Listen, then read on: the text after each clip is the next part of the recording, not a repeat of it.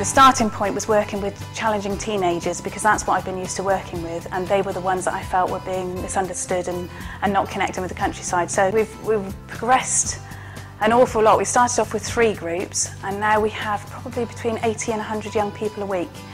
And it's a massive range of young people that we have here, from the age of 5 after school clubs, which again we're wanting to connect them with the countryside and farming, right up into our future farmers groups, which are the groups that are going to go forward into some form of farming career or building, but an employment in the countryside.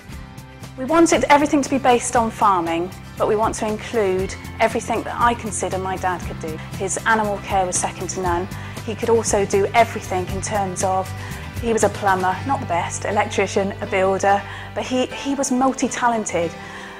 People wouldn't say he was because he didn't have any GCSEs and left school at 14, but he was a multi-talented person. And each area here is really, I have to find a skill that that young person has. We can find their qualities, but I want them to know that they've got a skill. So everything we've built up here really, I guess, in terms of the sensory area, that's a place where some of the future farmers or enrichment groups, they get angry, they're frustrated, they've got learning difficulties and they need somewhere to go. So we've put a sensory area that they feel safe in and they can express themselves. We've got a pond area so that anybody with ADHD we can say, you can concentrate. They'll be down there for 2 hours with a fishing rod. You know, and this is somebody who can't sit in a chair for 10 minutes. So that works for them. And it's just evolving to what we see works for the young people. The thing that works for nearly everybody here is the contact with the animals. The danger and risks of them working around animals is the really big thing. And also the fact they're being nurtured. An animal won't judge you. A girl will come here in a mini skirt and made up, loads of makeup, and within 3 months, I would say, no makeup, welly boots, overalls, and she's happy with herself. And you know, that's, to me, is just fantastic. But that's the animals doing their work. I mean, most of these young people have come here with referrals, and I say most because not all of them, but they've come here with referrals of extreme behaviour problems that you can't teach them, they can't learn, they'll never get jobs, they're likely to go to prison. All sorts of things are put on our referrals that we get here.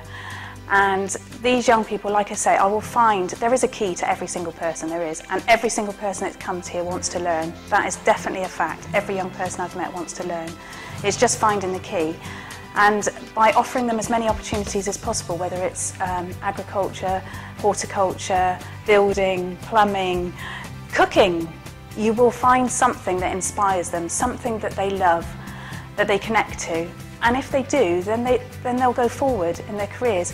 We've been really successful, I can say. All of our young people that reach year 11 have gone on to Kingston Moorwood College, and there were young people that couldn't have gone there before, or they've gone on to other jobs. Not all in farming, some of them's in, we've got some this year going into mechanics, but they've all left here with City and Guilds qualifications. But the main thing, although schools like that, the main thing is the enrichment experience of them having the confidence to promote themselves and going, I have the skills to get a job, I can get a job, and a work ethic. So everybody has got jobs or gone into college that's left here. And if you heard the reputation they had beforehand, it's quite astounding how far they've travelled. And that's what amazes, I guess that's why I do it, that's what amazes me.